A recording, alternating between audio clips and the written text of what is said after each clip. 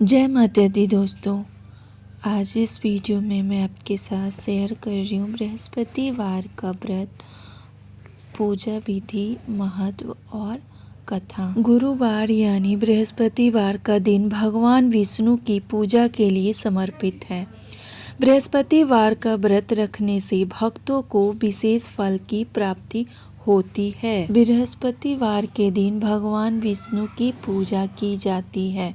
भगवान विष्णु को प्रसन्न करने के लिए यह दिन उत्तम माना गया है। इस दिन भगवान विष्णु की बृहस्पति देव के रूप में पूजा की जाती है। मान्यताओं के अनुसार जो व्यक्ति बृहस्पतिवार के दिन भगवान विष्णु को सच्चे मन से पूजा करता है, उसकी हर एक मनोकामना पूरी होती है। बृहस्पतिवार का व्रत लगातार 16 बृहस्पतिवार तक रखा जाता है और 17वें बृहस्पतिवार के दिन इसका विधिवत रूप से उद्यापन होता है। अगर आप बृहस्पतिवार का व्रत रख रहे हो तो बृहस्पतिवार के कुछ नियम का पालन अवश्य करें। आइए जानते हैं बृहस्पतिवार के व्रत पूजा करने से पहले क्या करना चाहिए। गुरुवार के दिन स्नान आदि करके भगवान विष्णु की प्रतिमा या चित्र स्थापित करें। अब भगवान विष्णु को पीले वस्त्र, पीले फूल और हल्दी अर्पित करें। इसके साथ भगवान विष्णु को गुड़ और चना का भोग लगाएं। हल्दी में जल मिलाकर भगवान का अभिषेक करें और हाथ में गुड़ और चना लेकर गुरुवार व्रत कथा का पाठ करें। कथा और आरती करने के बाद आप फल का सेवन कर सकते हैं। पुराणों के अनुसार गुरुवार का व्रत रखना अत्यंत फलदायी है। उपवास करने के बाद गुरुवार व्रत कथा का पाठ करना लाभदायक माना गया है। गुरुवार का व्रत रखने से भक्तों को हर पीड़ा से मुक्ति मिलती है तथा उनके कुंडली में गुरु ग्रह दोष दूर होता है। भगवान विष्णु की कृपा से भक्तों को हर पीड़ा से मुक्ति मिलती है तथा उनके कुंडली में गुरु ग्रह दोष दूर होता है। भगवान विष्णु की कृपा से भक्तों को सर्व सुखों की प्राप्ति होती है। बहुत समय पहले एक प्रतापी और दानी राजा एक नगर में राज करता था। वह गुरुवार का व्रत रखता था और ज़रूरतमंदों की मदद करता था।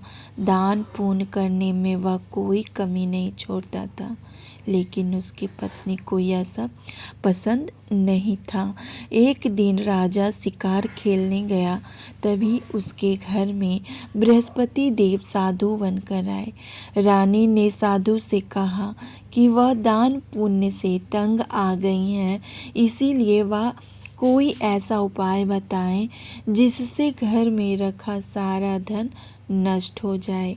रानी की बात सुनकर बृहस्पति भगवान ने कहा कि तुम्हें इस धन का उपयोग अच्छे कार्यों में करना चाहिए ताकि तुम्हारे दोनों लोग सुधर जाएं। लेकिन रानी ने कहा कि उसे इस धन की आवश्यकता नहीं है, जिसे संभालने में उसका सारा समय खत्म हो जाता है। रानी की बात सुनकर बृहस्पति देव ने कहा कि अगर तुम ऐसा चाहती हो तो रोजाना अपने घर को गोबर से लीपना, अपने राजा से हजामत बनवाना, बालों को पीली मिट्टी से धोना, जो भी कपड़े हों सब धोबी को धोने के लिए दे देना और रोजाना मांस मंदिरा का सेवन करना, इससे सारा धन नष्ट हो जाएगा। साधु की बात मानकर रानी हर दिन वैसा ही करने लगी। जल्द ही उसका सारा धन संपत्ति नष्ट हो गया। धन की कमी की वजह से राजा और उसका पूरा परिवार खाने के लिए तरसने लगा। तब खाने की व्यवस्था के लिए राजा दूसरे देश में चला गया। दूसरे देश में राजा जंगल से लकड़ी काटता था और शहर में बेचता था। इस परिस्थिति की वजह से वह सब काफ़ी उदास रहने लगे। एक समय ऐसा आया जब रानी और उसकी दासी को 7 दिनों तक बिना भोजन के रहना पड़ा। तब रानी ने अपनी दासी को अपनी बहन के पास भेजा और उससे मदद मांगने के लिए कहा। रानी की बात मानकर दासी उसकी बहन के पास गई। गुरुवार के दिन दासी रानी की बहन के घर पहुंची। तब रानी की बहन गुरुवार व्रत की कथा सुन रही थी। तब रानी ने अपनी बहन को सारी बात बता दी, जिसके बाद बहन ने कहा कि बृहस्पति देव हर एक इंसान की इच्छा पूरी करते हैं। एक बार देखो तुम्हारे घर में अनाज रखा है या नहीं। तब रानी ने अपनी दासी को घर में अनाज देखने के लिए भेजा। रानी की दासी जब अनाज ढूंढने गई तब उसने देखा कि एक घड़े में अनाज भरा हुआ है।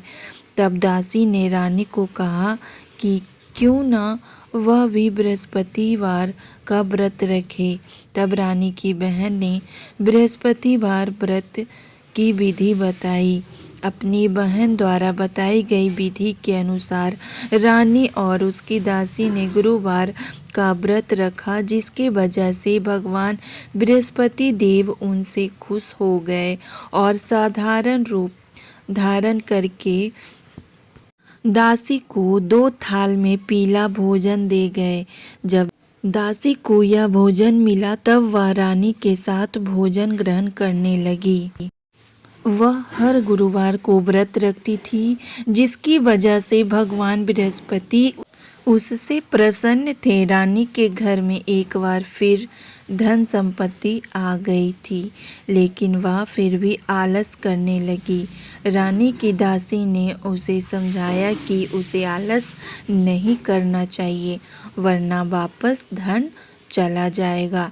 जिसके बाद रानी और उसके दासी दान पुण्य करने लगे और धन का उपयोग शुभ कार्यों में करने लगे। जय हो बृहस्पति भगवान की।